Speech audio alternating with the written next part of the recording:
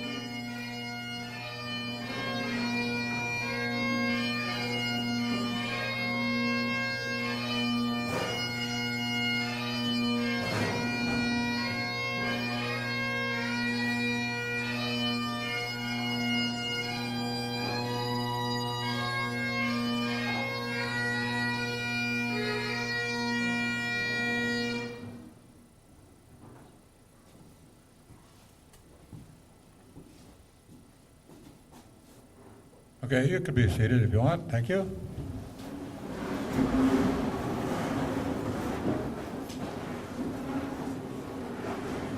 Family of Pete would like to thank everybody for coming.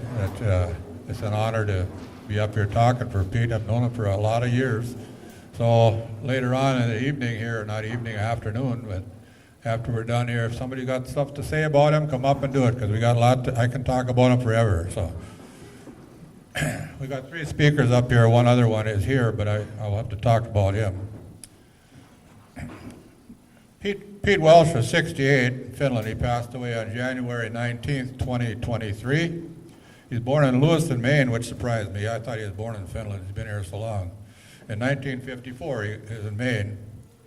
Pete grew up on the North Shore and graduated in '73 from Cramer Rd High School. He settled in Finland, Minnesota, and married Carolyn Parker in June of 1975. And together they raised 4 children, Troy, Shauna, Justin, Amanda, Jean. Pete dedicated his life to public service, joining the Finland Fire Department in April of 1977. He retired in 2019 after serving 42 years. That's a pretty big accomplishment to be on a fire department for 42 years, I'll tell you that.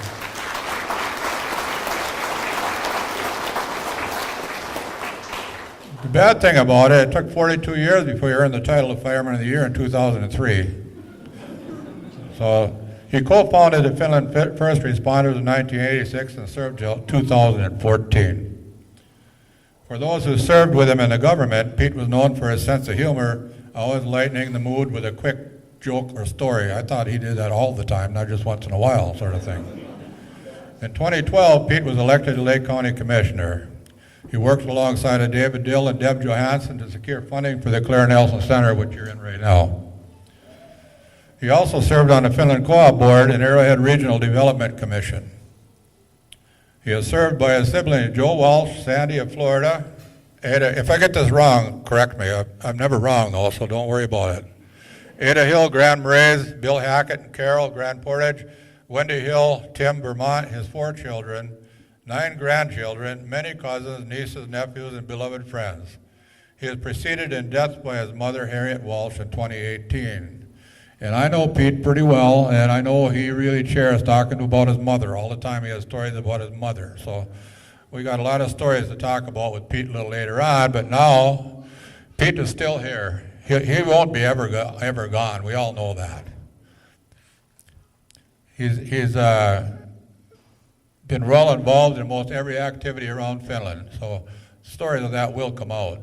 I'm sure the family probably don't know a lot about that, but we're going to let them know today about what he actually did in real life. Anyhow, we got 3 speakers right here that we're going to be calling on. And one of the first speakers is Rich Svay, County Commissioner and Board Chair. So it's up to him to make you happy here, so here you go.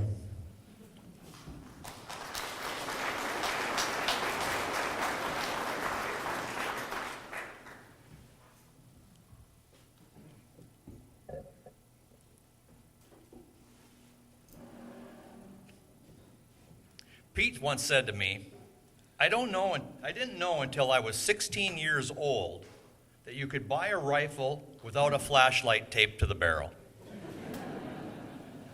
He'd often start a conversation that way. Everyone who has met Pete has an indelible Pete story. Almost every one of these stories are humorous. He had a self-deprecating way of making himself the butt of his own jokes. I had the privilege of working with Pete on the county board for the past 10 years, and I feel fortunate to have known him many years prior. Shortly after Pete was elected to the board, and before he was sworn into office, we met to go over what the job entailed. He is full of excitement and questions, and Pete wanted to know how to get on certain committees that he had an interest in and where he could share his expertise. Then, almost as an afterthought, he asked, "What type of clothes do you wear to meetings?" Well, I said, well, there's no dress code, but I described to him what I usually wear. Pete thought for a minute, and then he smirked. He says, well, I guess I have to go to J.C. Penney's. About 2 years after that, I ran into a friend of mine who was a constituent of Pete's. And he said to me, becoming a county commissioner is one of the best things that ever happened for Pete. He is proud of the job he is, and he takes better care of himself, and he just looks great. Pete did take pride in his position and was very engaged. He called me regularly with questions. Many times the calls were kind of a heads up. And usually it went like this. Hey, Rich, you'll probably getting a call from so-and-so. And I go, oh, what's that about? Then he'd sort of chuckle, well, they want to talk to you because I think I kind of pissed them off. I don't think I ever received a call from any one of those. When Pete was a relatively new commissioner, a devastating fire consumed the church here in Finland. Pete felt horrible that the structure couldn't have been saved. And sometime after that, Pete called me. Hey, Rich, we have a problem. I said, what's the problem, Pete? He says, MnDOT has reviewed the plans for the new church and told us we will not be able to use half of the old parking lot because it's in MnDOT right-of-way. I've made some calls, but I'm getting nowhere. From all his time in public service, Pete knew that relationships, contacts, and networking are so very important to getting the job done. But he hadn't been a commissioner long enough to have built that network. Pete and I then made some calls. A few days later, we were together in this very building and met with the church construction committee. Pete and I were able to deliver the news that MnDOT agreed to allow the old parking lot footprint to be used. And Pete was ecstatic that he could get that done for this community. And kind of along those same lines, recently Pete's daughter Amanda told me this story. It was just a couple of years ago, a family in Pete's district had contacted him with an issue. It seems that one of the family members' information had got messed up on some form. And we all know how things get messed up on one form and you can never get them off. And that's what was happening. And this family was not able to get the benefits that they were entitled to. By this time, Pete had an extensive network of contacts. He made some calls and in short order had the issue resolved. And Amanda says her dad was so excited that he was able to get this problem corrected and had help and the help needed to this family. Typical Pete. In 2013, Pete and I were in Washington, D.C. And if you look at this program, I took that picture of Pete while we were in D.C. And we were there to meet with the legislators and federal officials to lobby for funding for Minnesota roads and bridges. Pete called me a couple days before we were about to fly out, and he says, hey, Rich, what should I wear to the meetings in D.C.? Well, I gave him some suggestions, and he chuckles, and he says, well, I guess I need to make a trip to JCPenney's again. The first evening in D.C., we had a reception planned with some of the legislature and Minnesota Transportation Commissioner Charles Ellie. I met Pete by the door, and he was dressed in black pants, a dark green shirt, and a black tie. Pete, I said, you look good. He kind of straightened his tie, and he says, I drove around Finland for at least an hour last night knocking on doors until I found someone who could tie this damn tie. And to this day, I don't know if that was true or not.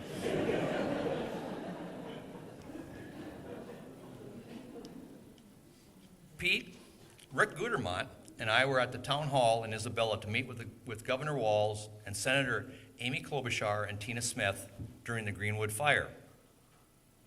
The Forest Service and firefighters provided an overview of the efforts. The governor and the senators asked questions. Then the microphone was passed around to us. When the mic was handed to Pete, he spoke of the efforts and the strain put upon our volunteer fire departments. Pete outlined the lack of compensation for these men and women, as well as the strain on our local resources. He elaborated on the dedication of our fire departments and the effects a forest fire has not on only them, but also their families. He spoke that day with passion and with knowledge and experience from his years of service with the fire department. Just a few years ago, Pete had a roommate. His grandson had come to live with him and attend school in Silver Bay. I'm sure that was not without its challenges for both of them. Yet Pete was always chuckled at any issue that arose and would share with me how proud he was that his grandson was doing well and how he was able to share not only his home, but his knowledge and the life with him, to teach this young man the things Pete believed to be important in life. So those are just a few stories, but I hope they give a glimpse into Pete's life and his time and dedication as a county commissioner. Pete was like a favorite uncle, quick with a joke, story, or a bit of local history. Not a man of many words, but spoke with passion about the things dear to him. As one became to know Pete, you realized the depth of the man. You saw the fun side, someone who laughed at himself and laughed with you. I don't believe I've met anybody that smiled as much as Pete. Just as you could see the fun side, you could feel his commitment, committed to public service. Pete did not take, he gave. And my friends, Pete gave a lot. Of all the public servants I've known, Pete was probably the most selfless. Like so many others, I'll miss Pete. He was a friend and a unique presence on the county board. I've received many condolences from county commissioners and staff from all around the state, which shows that his involvement and engagement did not go unnoticed. Pete left us while doing what he loved. We will leave it to history to determine the legacy Pete leaves behind. Yet for us, he's left Karens to mark the path. He was a role model in public service. Pete demonstrated that our neighborhoods and communities are richer if we give as he gave for the greater part of his life.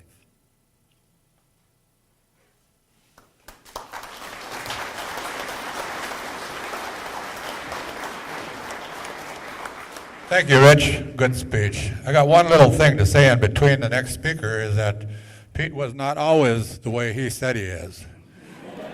Right now I know that because I was a good friend of Pete's for many, many years. We worked at the fire hall, and Pete and I and my wife's brother kind of initiated the Finland Rescue with 3 little bags we had to go beg for from the rec committee.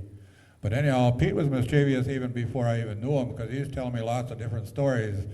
And sometimes you won't believe it because it sounds so funny that it couldn't happen, but it did. He talked to me about one time he had his fancy car. He liked fancy cars and that stuff. And that was back when the electric locks and that wasn't quite so popular, but he had a trunk that you pushed the button and it lift the trunk open. Well, he said he was down on 61 and this guy was hitchhiking, going up the shore. And he had a backpack and a bag there, so he pulled up alongside and stopped to let him get in the car. He thought, bags in there, he took off. Had a Cramer Rd. I said, what happened then, Pete? The sheriff caught me the next morning. And another thing on the same note, he said, Pete was talking about, he said, driving up the highway, the construction zone. There's traffic cones, there was a lot of fun. He said, I drive over and they pop up behind the car. I'm watching that, and there'd be a mirror popping up there. Next morning, the cop at his door again. Maybe a couple. Says that he claimed that he was running over these traffic cones. He says, no, I wasn't running over traffic cones. I never do that kind of thing. The cop brought him out to the car and showed he had one stuck under the axle underneath his car. So with that, we're going to have Rob Eklund now. He used to be a politician, but now he knows better. So he's not. He'll be the next speaker here.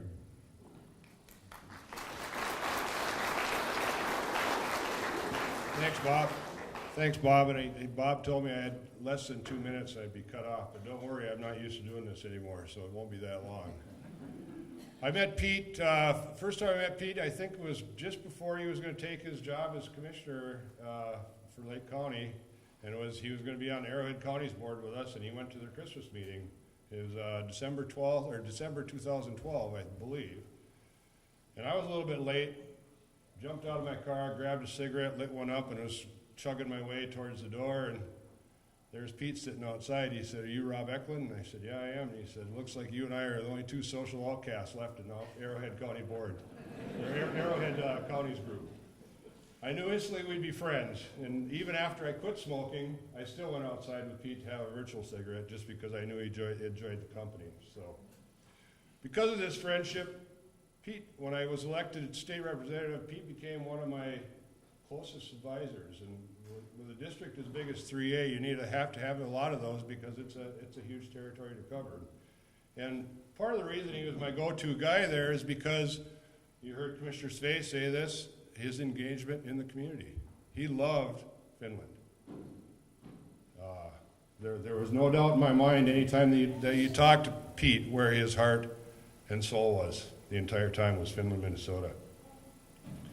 He understood his community from being a county commissioner, fire chief, emergency response coordinator, that he was always a concerned community member. Pete truly loved this area. Now, since I've been put out to pasture with my political days, I'm figuring out how to get re-engaged with my community. And a lot of times I think about Pete and what he's thought and what he means and what Finland meant to him when I'm making my decisions when certain situations arise. Thanks, Pete, for being my friend and colleague. And I'm sure right now you're off sneaking a smoke outside backdoor heaven.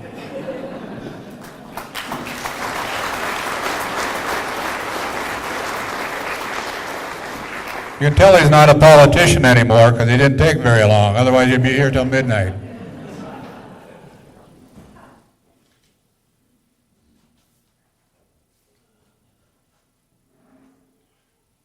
I got one other thing I got to say about Pete before I get Pete Smirrud up here, is that we were when reserve mining shut down, we were on a brushing crew for the Squaw Lake.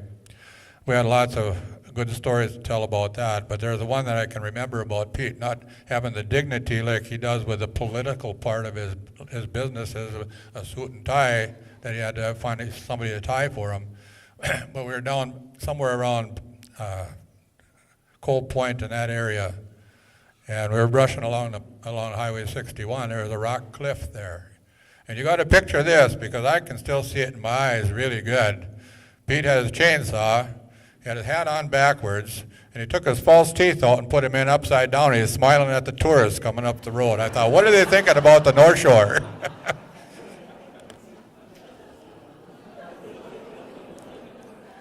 And anyhow, we got Pete Smirrud. He's a past member of our Finland Rescue Squad. He's done a lot of work around here. He's also the big boss up at DLC. That's why we can't go up there for nothing. Anyhow, he was a Lake County Rescue. Are you still with the Lake County Rescue? No. Oh, he's retired. We're all retired. Okay, here's Pete for you.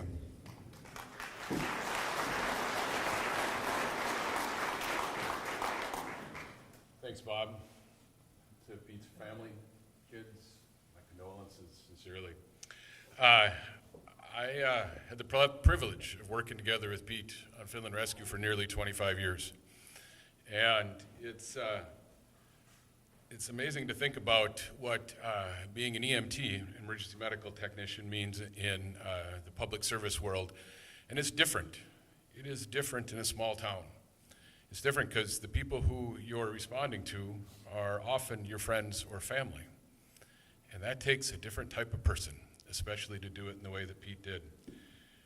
We served together for a very long time, and when I reflect on him, it comes, as we've heard from Rich, as we heard from Rob, the public service, the true public servant that Pete was, and how he cared about people and his community.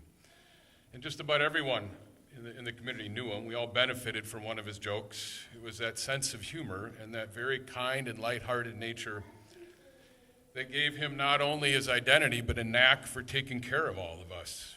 He was able to make us feel comfortable and he used that to the fullest extent. Together, Bob and Jim Fox and Pete in 1986 created a need for this community, a legacy that continues for decades. And Finland Rescue was created by 3 guys in their own personal trucks with a small little bag of gear. And whenever the pager went off, or at that time when you got a phone call from dispatch, that they would go, 100% volunteer. There is no greater gift than to come to your friends and neighbors at that time when they call for help at that level. And he served in a squad and on Finland Rescue from 86 to 2014. And I think folks, we get it because we're here, but it is different in the sense that for Finland Rescue and what he did for all those years, you're responding to the Canadian border, all the way to Lake Superior and everywhere in between. Every medical call, every lost person search, every climbing cliff rescue. Something he didn't like was Palisade Head. He wasn't afraid of much, but going to the edge of Palisade Head was not his thing. And it is remarkable of what the diversity of response that he gave to this community and in the manner in which he helped. And that lighthearted gift, lighthearted nature and that gift for people that I want to just give a couple stories that I think exemplify this so truly for him. I recall very, very early in my years, this is the early 90s, we got a page. And the page was middle of the night on a really crappy weather night. It was an ice storm. And I jumped in my truck. I live over by Lax Lake. And I'm driving to the hall. And I got there, and for anyone that served on rescue, the scene was very common. Of course, who was already there? Pete was there. He was always there. Pete Walsh went on hundreds and hundreds of 911 calls, serving the people that visit this area and to all of us. He already had the truck pulled out of the hall. He was waiting there in this awful weather, and it was just him. So then I was just he and I was new. And the nature of the call, I was kind of scared because I didn't want to deal with what that description was from dispatch. And so as my nature, I started talking. And I'm going through patient assessment, what's the vital signs, and what's all the stuff we're going to need. And he wouldn't talk about any of that. He kept cracking jokes. All the way down Highway 1. Pete, come on, let's focus here. Oh, he's cracking jokes, and I turn, and he's just smiling, driving away. And I was stressed and nervous, and I think he knew it. And by the time we pulled into the driveway, he cracked his last joke, and I bust out laughing. Just as we're exiting the truck, and he radios, we're 10-6, we're on scene. And he turns to me, and he says, "Peter, you got this. Just take really good care of her, and you're going to be fine." And he stepped back, and he pushed me forward. Pete was a friend, but he was also a mentor to many. He was the first there. He wasn't always the first to run to the patient because he was coaxing one of us to run to the patient. That's a gift that he gave so many people. We walked in to that room, and I remember looking at the person and being nervous about the situation, and I went to the medical, and he stepped to help her as a human being. And we as a team worked together. It was that nature that he created in people, using that gift he had, that humor, that joke, that lightheartedness, to help others be better in taking care of our community. One more story that I think perfectly illustrates it. Another call, middle of the night. It was wintertime, cold. This is just north of town. And there was a few of us in the truck that night.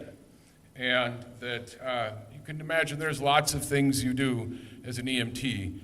And while things may stopping bleeding, splinting a broken bone actually is pretty straightforward and easy stuff to do. And yet there's one thing that you really don't get that well trained for in rescue, and that most first responders kind of shy away from.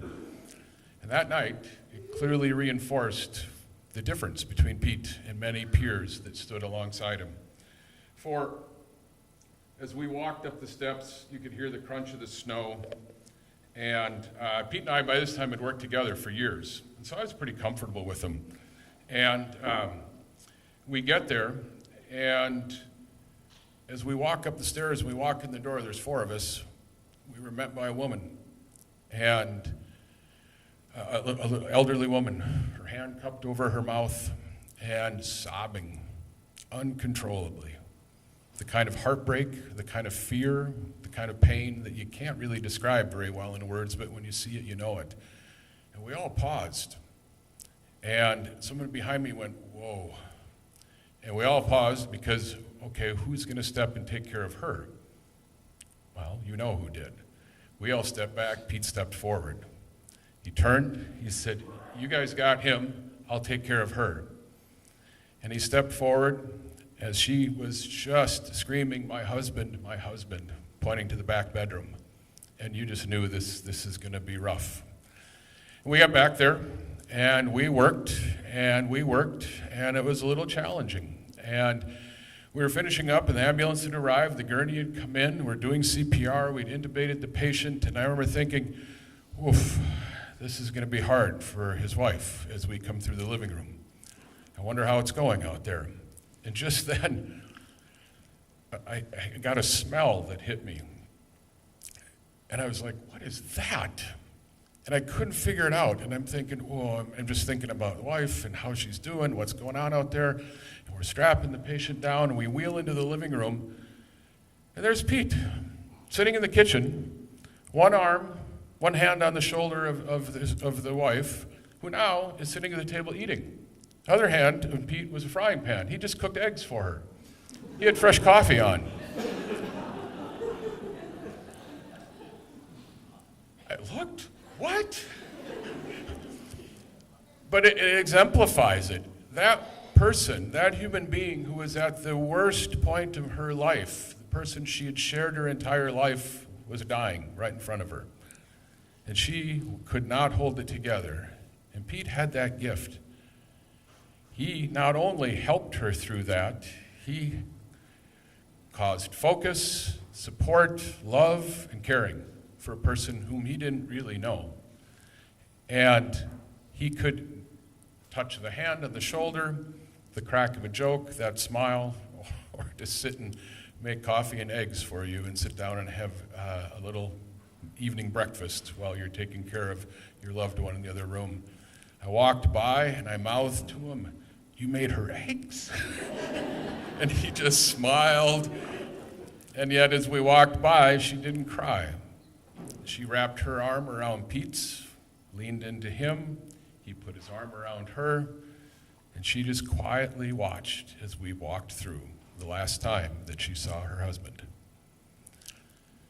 It exemplifies for me that true public servant that when I think of what Pete has given to us, is he created and is leaving a legacy of taking really good care of people, taking really good care of this community. I am grateful to have benefited. We all have likely, many of us, been the ones who called 911, and Pete was there waiting and taking really good care of us. So thank you to Pete. Thank you to all that have served alongside him as we make this community a better place for all of us and those that visit us. Thank you.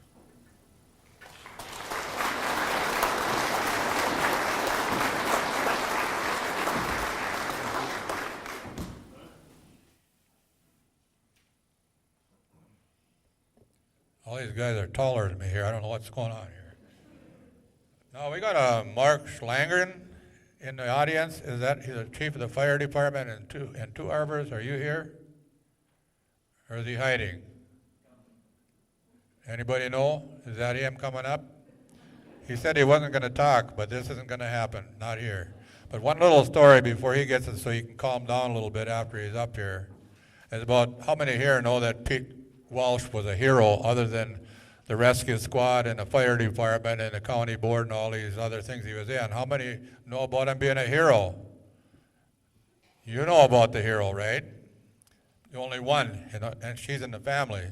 The hero thing was, Pete, when we went to fire school in Duluth at Superior College, we were rappelling outside of the building. I don't know all the stories, but we had to pull off the rope, rigging up and all this stuff here. And as you may know, Pete's attention span wasn't very long on certain things. He'd be in a class, all of a sudden he'd go in the bathroom, he'd talking to somebody else or whatever it may be. paying attention to this class. He had a problem with that because he had a hard time the exam the first time. He did do it, but he had to study to do it. He didn't think he had to study, but he found out he did. And he did study, he did get it. But in this particular case, we were all out there, and there's some of the older guys on the fire department will remember this situation, but at the Superior College, they had a blacktop parking lot down below the level we were on, and we had ladders up and all this. We were supposed to be paying attention to how to rig this and all this stuff. And down below was a bunch of trucks down there, brand new trucks that vendors would bring there, the fire departments could look at. Well, thanks to Pete being an inattentive person on these classes, he was looking down there, and there was a little kid went up to one of the trucks and opened up one of the compartment doors on there, and he crawled inside and shut the door. And I don't believe you can open them from the inside. I've never been in one to try, but I don't think you can. And Pete says, Bob, he says, there was a kid went down there, he crawled in that compartment down there. So we went down, and sure as hell, here he was in that compartment locked up. And can you just imagine a scenario, if you hadn't seen that, that kid had been in that truck, and probably that truck went back to the company that was selling it, and it'd be in a parking lot for who knows how long, with this little boy in there. So we made him a hero badge. But it was a piece of steel. We made it in the shop down at the plant there. It was probably 4.5 inches in diameter, about 1.25 inches thick, with a big heavy chain on it, and I welded Hero, H-E-W-R-O-W, for Pete to award him for that, saving that little boy's life. And that's really what he did. He saved his life, but you didn't think about it till after the whole thing was over. So anyhow, here's Mark Schlanger. Is that how I'd pronounce it right?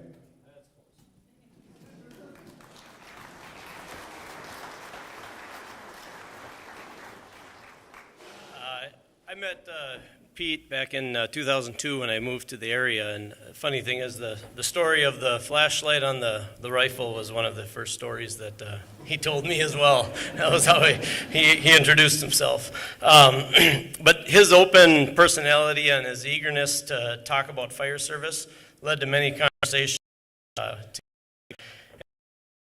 Pete was innovative with acquiring equipment, from the first air trailer to fill SCBA bottles in our region, to acquiring used apparatus that still had a lot of life left in them. He was always looking for the next best thing. Most importantly, though, Pete really understood the value of people serving and the fact that those volunteers would always be the backbone of the fire service.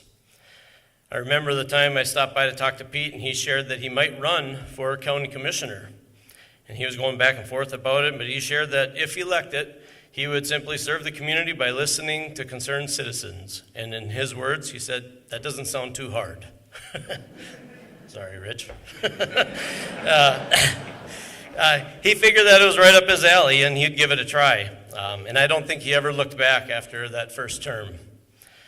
Even though when he was started as a commissioner, his heart and soul belonged to Finland Fire and Rescue, and he continued to serve as chief.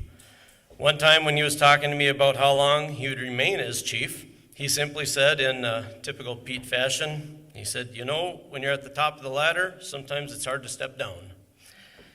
And I know that stepping down from being chief, Pete's passion remained with the department, and he was proud of how the department continues to serve the community. He was certainly missed, but his influence on the Finland Fire Department, as well as all the departments in the region,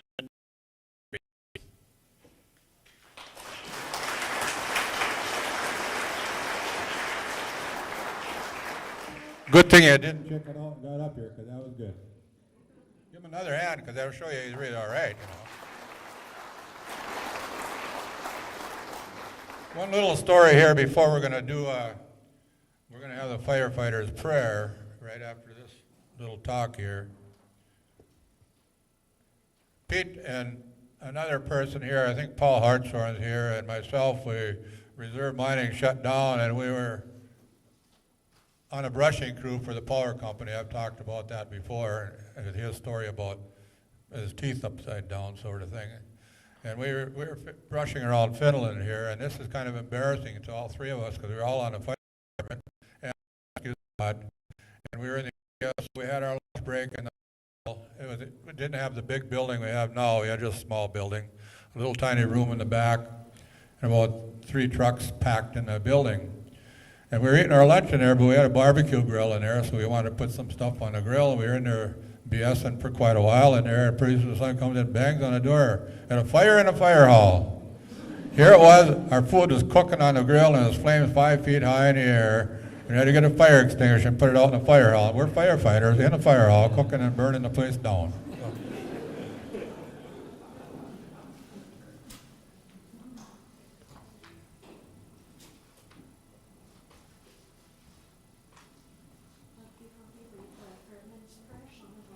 Pardon me? Before we read the fireman's prayer, Sean will say Oh, something. yeah, I got her. I knew I'd screw up on this one. The itinerary here. We got Shauna Tesla. You want to come up and do your thing? Sorry I didn't get to you right away. That's Pete's daughter, in case any of you don't know. Am I right with that? I think so. Okay, I got that right. Oh, hi. Thank you all for coming today. It's so nice to look out and see familiar faces of friends and family and a community. My whole life I got to see how my dad showed up for people. He showed up for friends and neighbors anytime, day or night. I grew up hearing his pager go off and seeing or hearing my dad leave. And he used to run down the hall when the pager would go off, and that's usually the only time I saw him running or heard him. Being the child of a first responder, I didn't always appreciate what my dad was doing.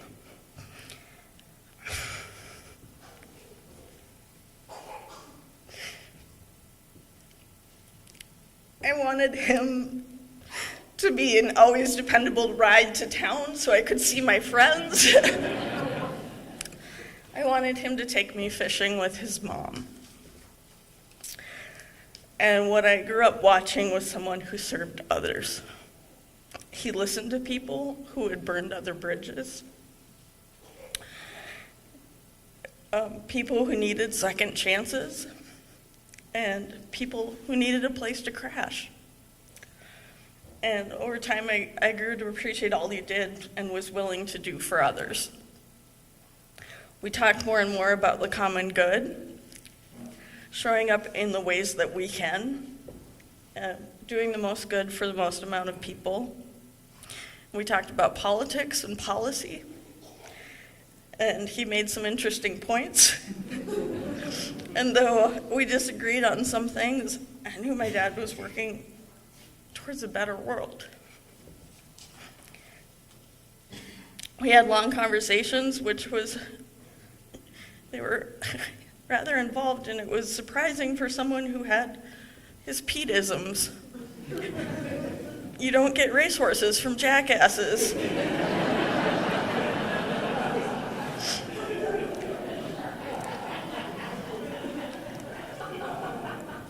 Don't piss on my leg and tell me it's raining. And your biggest problem is between your nose and chin.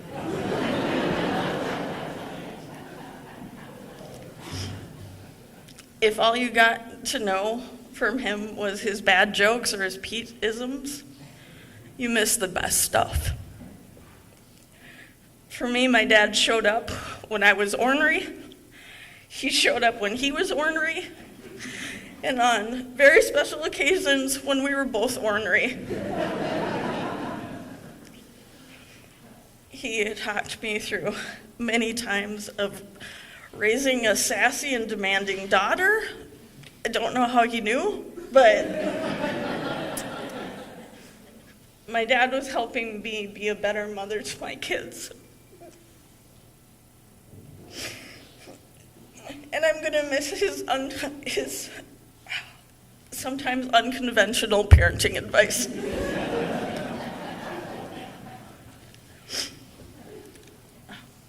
For me, the fire and rescue department is the heart and soul of this community. They show up call after call, year after year. And I always knew if I was in danger, people would show up to help. I knew I always had a community that took care of each other.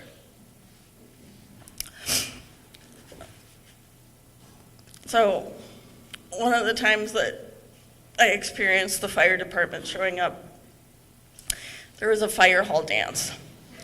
And so the fire department was at the old community center. And I was babysitting the Bischoff kids. And we were having a normal evening, and someone knocked on the door. And very panicked. And I answer the door, and there's this French teenager who is like, "There is a fire." And I'm just like, "Where?" And I'm looking out the Bischoff's window overlooking Lax Lake, and I don't see smoke and I don't see fire, and she's very insistent, and I'm just thinking, now's not a good time. So at her insistence, I did eventually, I'm like, okay, are you sure it's not a bonfire? Okay, all right. So I called 911, and I was trying to explain, like, there's this person here that says there's a fire. I can't see the fire. But if you could send a couple people just to check it out, that would be great. And then the alarm, the pager went off, and I could hear them say, "There's a fire at the Bischoff's house."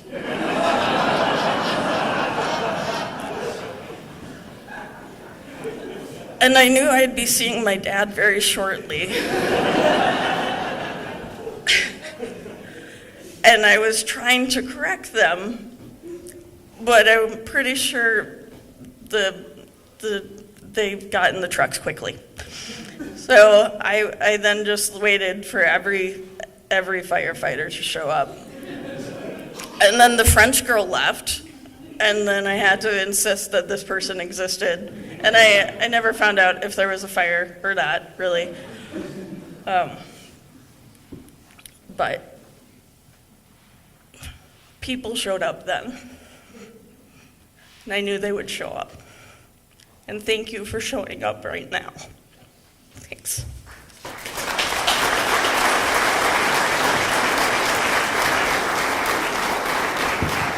I'll tell you what, there's no mistaking that girl is Pete's daughter. There's one story I want to share before we go into that fireman's prayer. Now, Pete he flew out to the East Coast with which one of you?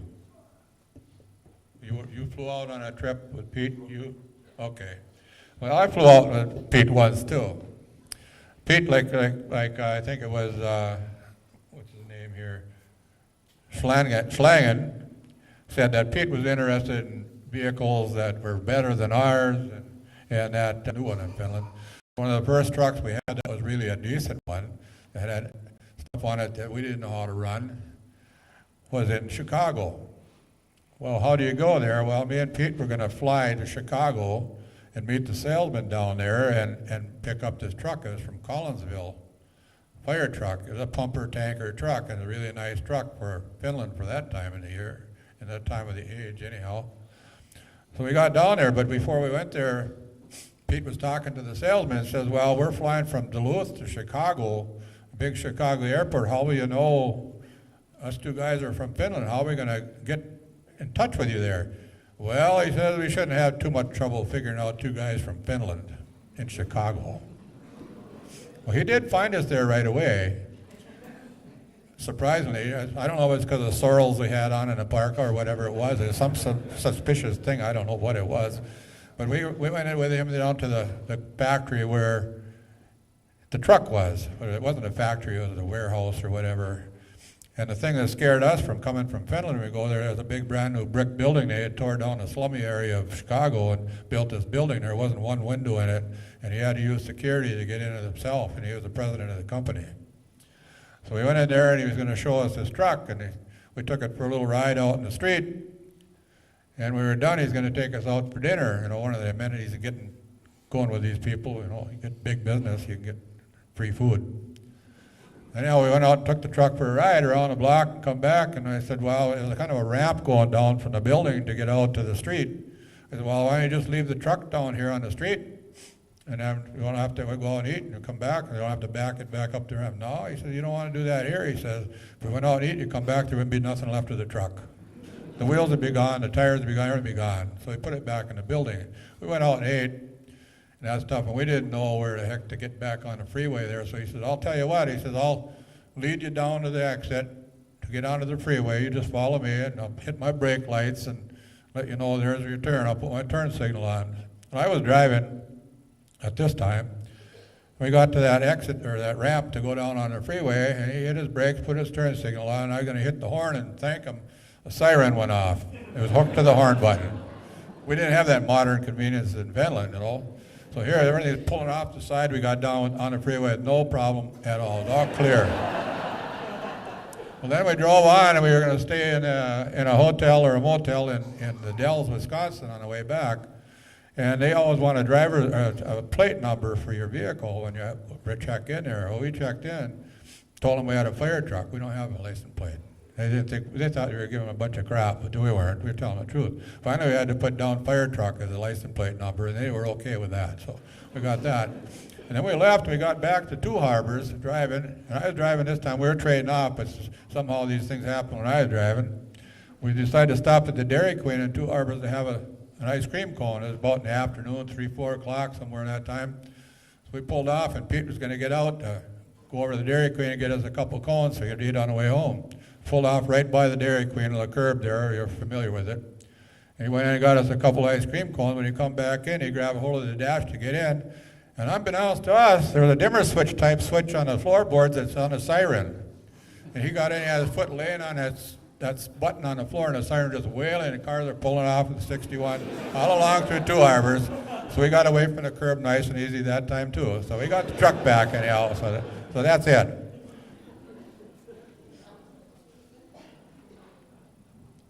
Now we're going to have the fireman's prayer, and if those that can would stand for that, please. It's going to be not real long. If you have trouble standing, you can sit. That's no problem.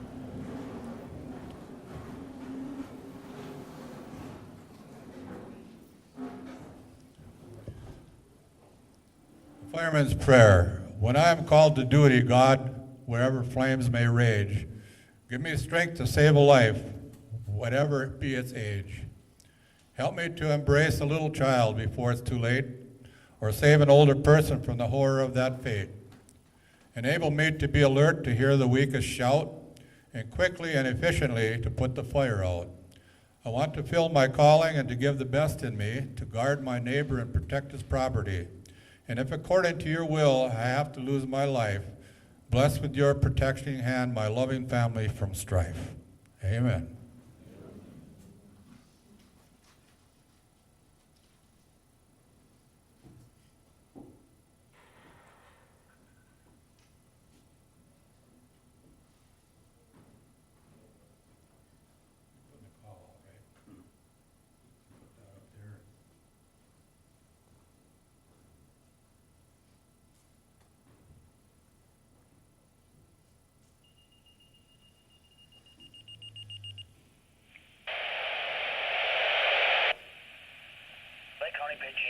Fire Chief Pete Walsh.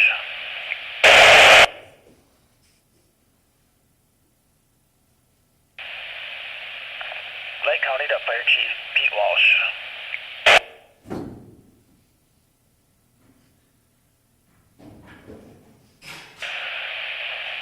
Fire Chief Pete Walsh answered his last call on January 19th at the age of 68. Lake County would like to thank Fire Chief Pete Walsh and his family for his 42 years of service with the Finland Fire Department and 28 years of service with the Rescue Squad. Fire Chief Pete Walsh has completed his service in this life, and his memory will live on. Lake County clear at 1400.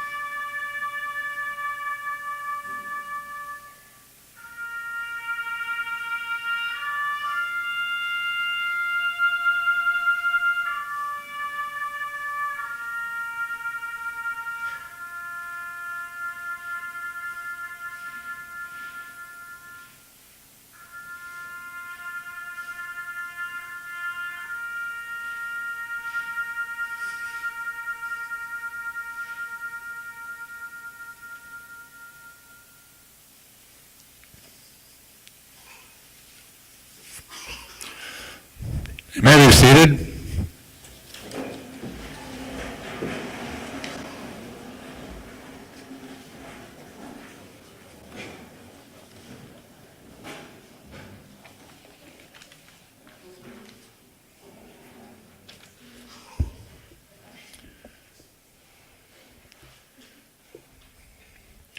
There's a lot of work went into getting this whole thing organized here. I was surprised. A couple weeks ago, I got called down for a meeting. I thought it was going to be a meeting and make a suggestion or two, but it turned out to be this, a lot more elaborate than I thought, and it's a good thing.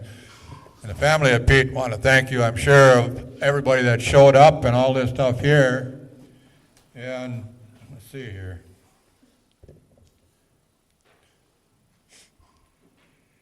Travis Albeck, Danette Sherman, Deb Albeck, Chief of Police Cole Ernest, and the carrying staff of St. Luke's, among many more, are to be thanked for the efforts put forth for this particular event here. And I think we want to thank Danette Sherman especially for all the work she's put into here. She didn't know me until now, never seen her before, so I got along pretty good with her, surprisingly. She got this all done. And now, the thing about Pete will always be here. He's gone in body, but not in person. He's here. He's in that uniform. He's in that box. He'll be in wherever he's at. He's with us. He's in it. He's at the fire hall. He's out here right now, I'm sure. You can't see him, but he's here. We know he's here, just like everybody else. He'll never be forgotten. So that's one thing we all know about Pete. He was a pretty good man. Everybody knew him well. We had arguments now and then. There was one time where he got our fire department jackets, and I didn't agree with the jackets we got. So me and him, we'd fight now and then. We weren't the best of friends, but yeah, we were. Anyhow, the guy's name was Jack that he got the jackets from. He got some jackets for us, and they're really a piece of junk. They're really bad. There's threads were coming out of them and everything else. And there's another time we're going to get a new one, and Pete comes up and says, I know a guy I can get the jackets from. His name is Jack. I said, Jack the jackets. No way. And he got mad as could be. He stormed out the door, went walking up the highway. I drove up there later, and we amended friendship. Just like your husband and wife fight, right? Occasionally. Anyhow, him and I were pretty close. We've known each other for many years. So I think we thanked everybody, and if anybody's got anything to say, I think we got through this whole itinerary pretty well. We got anybody who wants to tell some stories about Pete, come on up and do it. If you guys are sitting up here want to go down below or whatever, or if you got something more to say, you're welcome to get up here and say it. I'm trying to see what I'm doing here myself.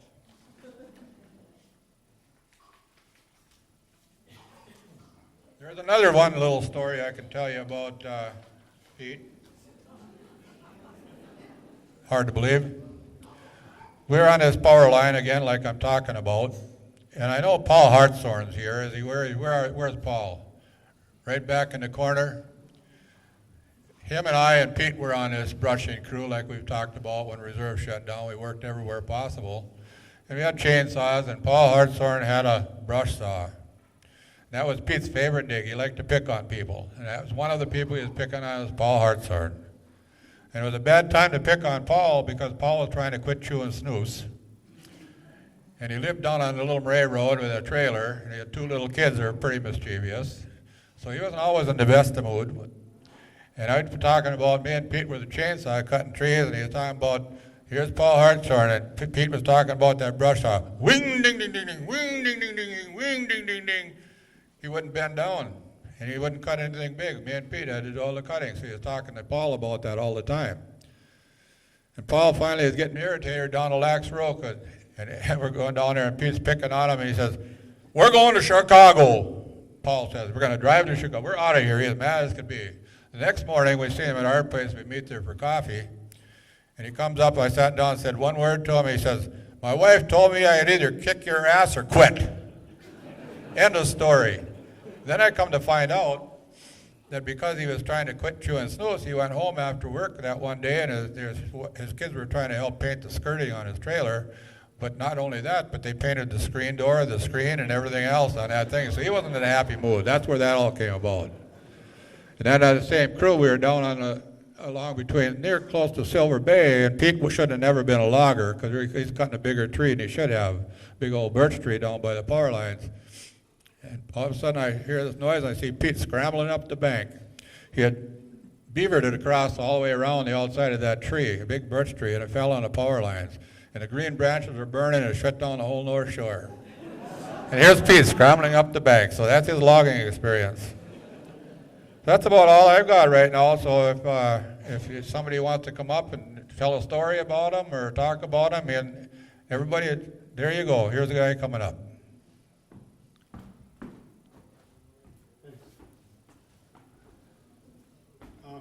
I'm Pete Greshik. I'm a classmate of Pete Walsh from up in Grand Marais. And Cook County lost a good man when Pete moved to Lake County. We could have used some of his common sense and honesty approach in our government up there. I just wrote a few things down here. When Pete was about 15 years old, he lived east of Grand Marais, about 18 miles, and he would hitchhike to work for Gene Erickson at the Standard Station and hitchhike back at night.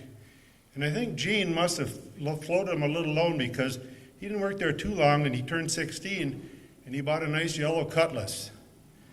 And if you all know Pete, it had a 4-barrel on it, and that's where he got his nickname, 4-Barrel Pete. I don't know if you'd call Pete a motorhead or a hot rod, but when most of us look for vehicles, we might check the mileage, how many people it can haul, the value, resale value. Pete had two things. It had to have a big motor and good tires, and that was his main concern. I know he took a trip to the Daytona 500 with his brother. I talked to him at Holiday, and that was a really big experience for Pete, and he enjoyed it. And also he told me about the trip to Washington, D.C. when I'd run into him, but he liked the Daytona 500 much more than he liked Washington, D.C.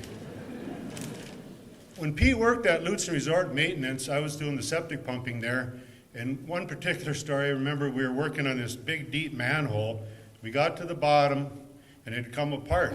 And you know, Pete was pretty quick-witted. We were both looking down the hole, and I said, Pete, one of us is going to have to crawl down there and fix it. And just like that, he says, good luck. So we're going to have our 50-year class reunion this year, and Pete was really special at our reunions. We all enjoyed him, so there's going to be a big hole at our class reunion telling stories about Pete.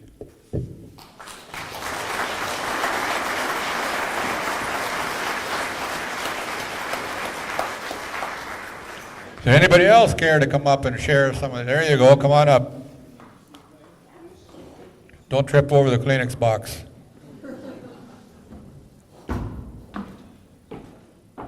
Big steps for an 86-year-old man. Well, Petey said a few words there about Pete getting to work for me, and when he came to work for me, he was 14 or 15 years old. Ada, correct me if I'm wrong, but when I hired Pete, I says, now, I don't know about this working nights. Oh, I like to work at nights. Well, there was a law in those days. If he was less than 16 years old, you weren't supposed to hire him. Remember that, Rob? You know those old laws?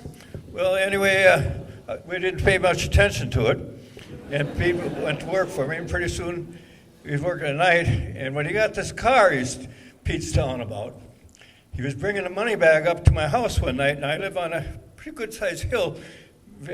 Most of you probably know where the Birch Terrace is, but I'm up above the Birch Terrace. And he got out of the car, run in a minute, and I'm walk out in the steps because I heard this car. And when I get out there, I see the car going down the hill, and Pete's coming to my house. And it hit a snowbank, and of course went in, but anyway, well, no big deal. Nothing got hurt. I pulled it out with the wrecker, I guess, or something like that. But I wanted to tell a little bit about Pete when he first after he worked for me, and I know he worked for a few different places in Cook County. But Mrs. McCaleb, who was a neighbor out there, and she was a very, very wealthy person. Pete mowed her grass, did all the little errands that she needed to have done. And she come to me one day, she says, Gene, you know, look at the size of Pete. He sure looks a lot older than 14 or 15 to me. But she says, I really think he needs a job, better than just mowing my grass. I said, oh, well, what do you got in mind?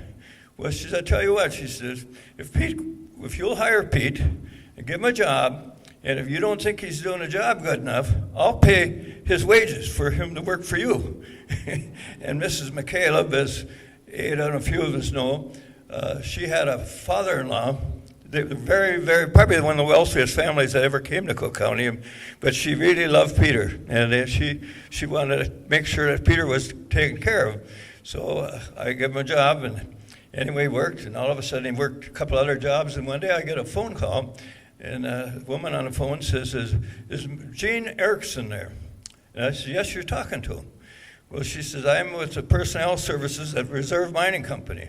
And Peter's got an application, Peter Walsh does, she explained it. And anyway, she says, what can you tell me about him? And I said, well, what do you want to know? Well, she just told me a few basics about him. Well, I told the same story that Pete almost already told you about, 18 miles to work. And on Saturday and Sunday, Harriet, that was his mother, he had to hitchhike to town. And I don't know, I told this to this gal, and after I told her about 5 minutes of telling her how Pete got to work, and never was late, and what have you, she said, Gene, she says, that's the kind of guy we're looking for. I think with what you said, I'll hire him. And that's how Pete got to Reserve Mining Company. Thank you, and thank you for everybody.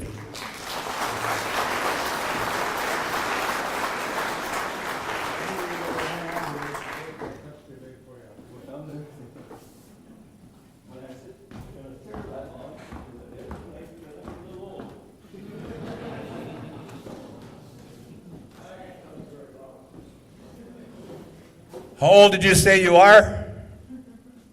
Well, I'm 20 years older than Peter. Remember how old Peter was? What a question you give me. You answer a question with a question? Huh? No wonder you're so smart. Well, today is my birthday. And I ain't much younger than you. I'm 82 today.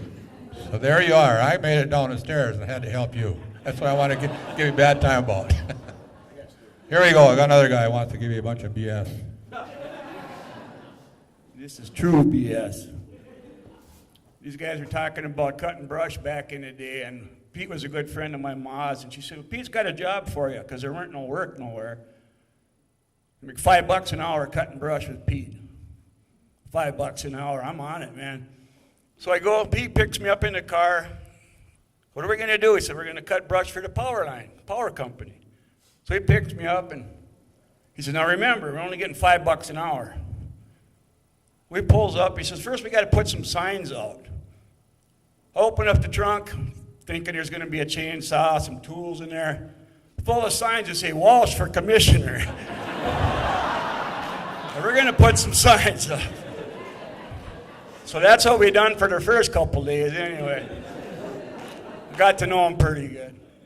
One day we were going to actually do a hunk of work, and he said, there's a tree up by the air base. We got to cut this tree down.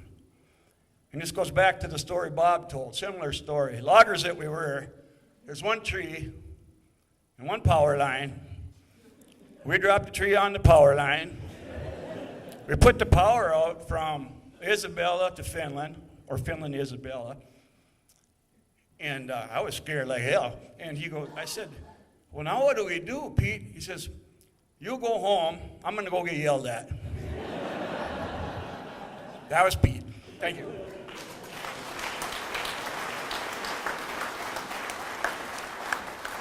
All right, who's next? I'm sure there's more. You could have stories about him forever. A guy could write a big book. There you go, another person coming up. Don't make it too long. Okay. 407 years. Hi, everybody. I got the privilege to meet Pete. First time my son rolled his truck, and Pete was there, and I met Pete, and they took care of us. You know, Pete was like one of the first on scenes. But the thing, you know, Pete was the fire chief. He was, you know, everything you could think of. I worked with him at Lutz, and we had a good time. Pete taught me all the perfect spots, like, yeah, meet me up in the TV repair room thing here, and let's have some coffee. Yeah, let's, if we work on the water thing at the Sea Villas, that'll give us a couple hours. Yeah, bring coffee, right? But one of Pete's biggest dreams was to be Vice President of the United States. You know why, right? Pete always told me to be like, well, you get to go to all the banquets, you get all the perks, you get to fly around airplane, and you don't have to do anything. And that's what, Pete was always like that. He picked on that guy right there so much, it was funny because I know he loved him dearly. That right there, Dean, it was like, hey, Jeff, what?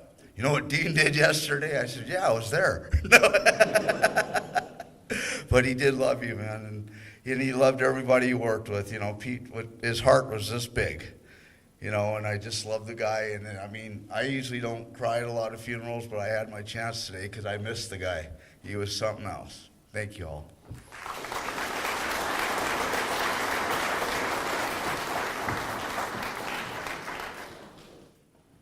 Who's next? Come on, there's more stories. Are you coming up here or are you going to the bathroom? You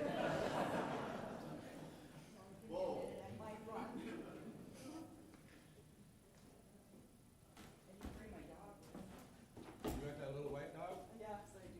He was in the sled dog marathon last year, wasn't he? Yes, she's the lead. My name is Missy. Pete was my uncle, and the story is about the teeth upside down. So as a little girl, just come here, put your hand in my pocket. Put your hand in my pocket. No, Uncle Pete, I'm not putting my hand in your pocket. No. You could just put your hand in his pocket and you'd come out with his teeth. Every time. And as a little girl, you did it. So when he was working at Lutzen, and I ran into him at Isaac Hansen's one time, and he's following me through the store, telling his stories and whatever, and I was shopping for whatever. And I went to leave, and he tells the cash register, hey, you better go check her pockets. I think I saw her stealing something. And I'm like, whatever, I ain't stealing nothing. My pockets are full of nuts and bolts. He'd been throwing them in my pockets as I was walking through. That was my Uncle Pete.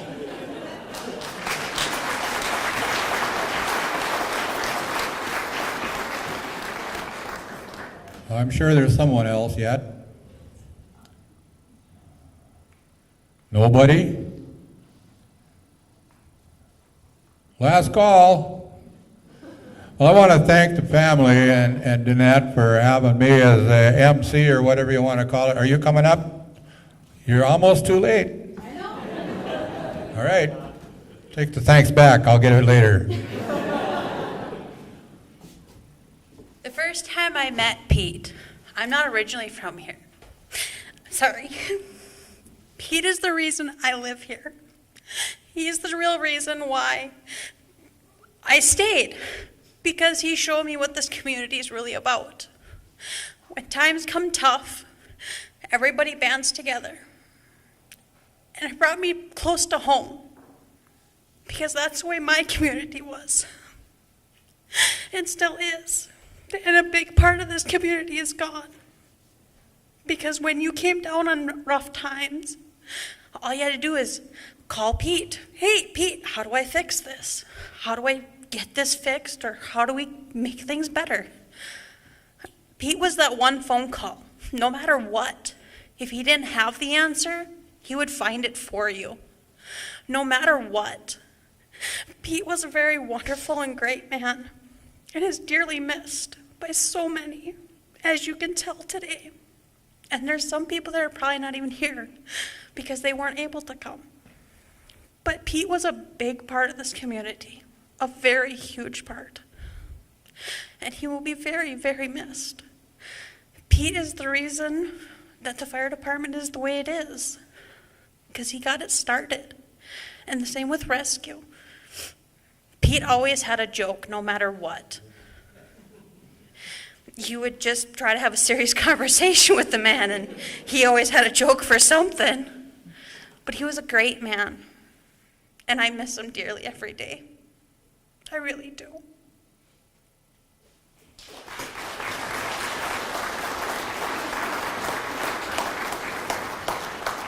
One other little thing before I thank this great family for what we're having here today is if you see the fire department down there right now, it's completely different than it used to be. It used to be one little building. And right on this side of the building was a swamp. It was just a ditch there. Well, it happened about the time they were putting a new bridge in Finland, and they were digging all the dirt and the posts out of the riverbed. Nice, clean, washed gravel, you might say. But I noticed the dump trucks, me and Pete and Paul were down there doing this brushing crew sort of thing, and we're looking at it, and Pete says, well, that doesn't make sense. What the heck, where are they hauling this gravel to, you know? So we looked and we went and talked to them, and they said we're hauling it up to the pit up there, Sid Hart's pit, I believe, and had to dump it in a pit in an environmentally safe place. But it came out of the river. Doesn't make a whole lot of sense to me. Well, we talked to them about why can't we just put it alongside the fire hall? Right now, that would have been just swamp and back in the back there, and Dale remembers all of this stuff too. But anyhow, you can't do that because it has to be there. Well, what can we do? Well, you call the county and find out what to do. I think Pete called somebody down there, and they said, well, you go back and tell the foreman there that they can dump that gravel there at the fire hall, but you can't dump it on the vegetation. It could be just on the dirt. Well, as it happened, every time they dumped a load of gravel, when we did get them to do that, the vegetation kept moving further back. So we just kept dumping, and we got a really nice big area there to build the new buildings on. So that was something we did with the brushing. We didn't brush anything. We just went around and did this kind of stuff. We put up signs for Pete's re-election and get this stuff here. So he was pretty well accomplished in that stuff. Other than that, is there anybody else got anything to say? Another guy, see? You tell one little joke about it, you got to outdo you.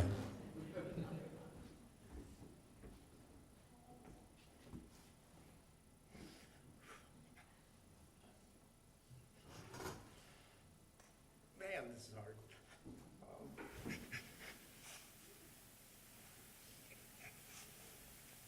hard. Pete, he loves this community.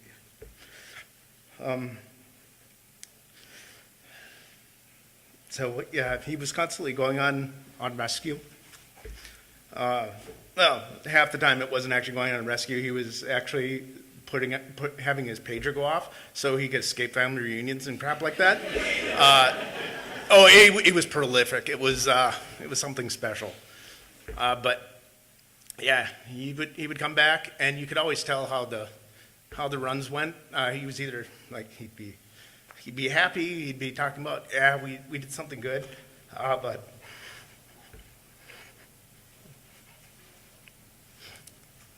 then they're the ones that, yeah, Pete couldn't say a thing. You saw how much that tore him up inside. But he'd keep going every time. He wanted to help out his community. It also gave him opportunities to do things that normal people shouldn't do. For instance, for some unknown reason, like whoever allowed this to happen is either they were trying to kill Pete or they're entirely incompetent. Silver Bay needed fireworks. So Pete decided, okay, my Corvette, that is how we should carry fireworks from Iowa.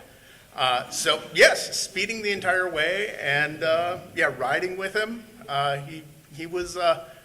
He actually got a little twitchy on occasion. The entire back of the car completely full of fireworks, and still driving like a bat out of hell because I mean you don't slow down. That's yeah. What's the point? You're dead. You're dead at any point anyway. So it's. And yeah, he loved the community, and he was always helping people.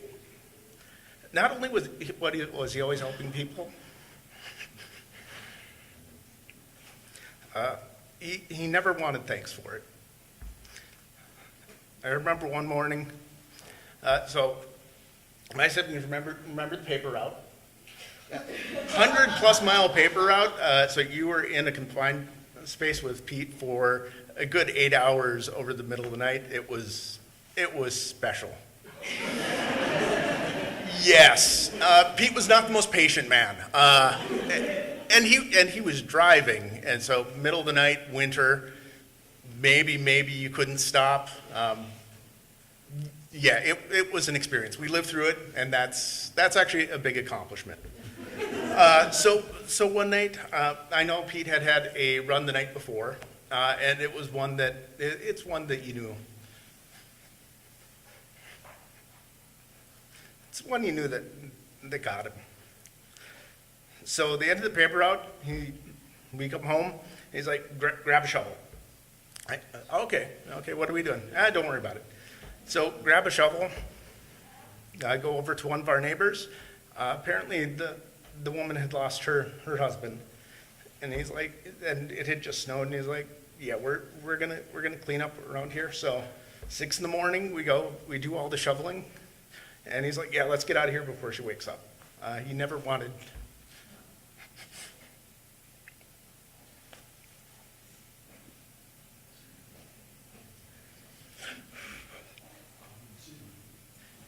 Yeah, he never wanted the recognition, but the grumpy old son of a bitch earned it. Thank you.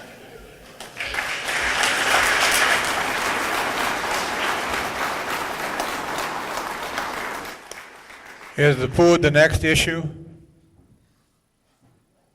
Is the food line the next thing we're going to be doing here? Nobody knows. We're going to do food then.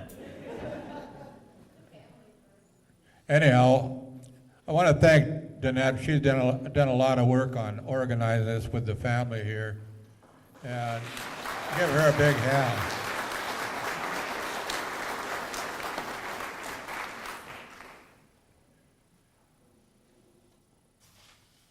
And I want to thank the family, too, for allowing me to have the honor of doing the MC in here. I hope we did well for you, and I'm sure the people here were very wanting to be here, so to share your grief about Pete and this sort of thing here. And everybody here knew Pete pretty well. And hopefully you'll have some good food here and reminisce a little bit. Anybody got anything to say yet? The mics are here. If you want to come up and talk even after eating or whatever, we'll leave them up for that in case somebody has some more. So is that the plan of it? Oh, here. Who?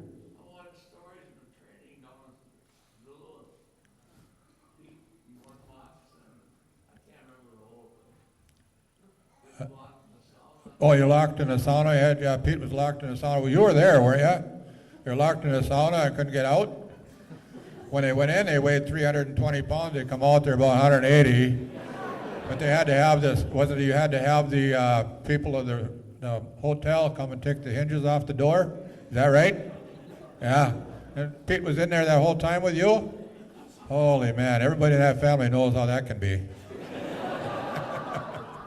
I bet you he had stories that you can't believe in that. How long were you in there? He doesn't even remember.